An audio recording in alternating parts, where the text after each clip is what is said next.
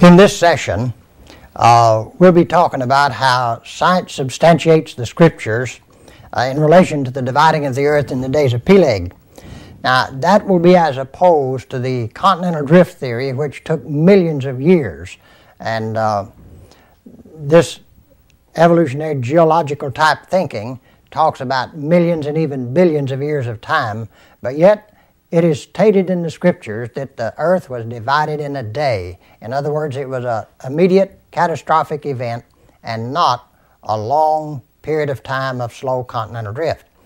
Now, in the book of Genesis, chapter 1 and verse 6, we want to read the second and third days' creative acts, and we do that for a reason. Now, beginning in verse 6 of Genesis 1, "And God said, Let there be a firmament in the midst of the waters." Now, the firmament is not anything firm. It means the space, the expanse of the heavens. He'll tell us that in a moment. Let there be a firmament or a space in the midst of the waters. In other words, there was water above and water below and that expanse in between. "And let it divide the waters from the waters. And God made the firmament and divided the waters which were under the firmament from the waters which were above the firmament." So there was waters up above in the atmosphere as well as water upon the earth. "And it was so. And God called the firmament heaven." So the firmament was the heaven, the space in the heavens above the earth. "And the evening and the morning were the second day. And God said, Let the waters under the heaven be gathered together into one place." So there was one great ocean or sea of waters.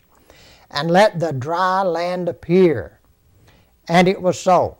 So what we find here, there was one huge body of land and one huge body of water on the face of the earth.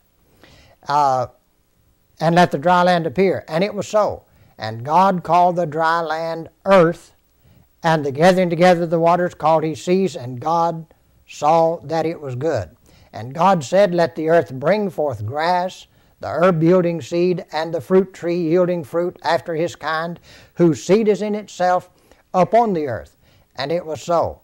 And the earth brought forth grass and herb yielding seed which after his kind, and the tree yielding fruit, whose seed was in itself after his kind. And God saw that it was good, and the evening and the morning were the third day."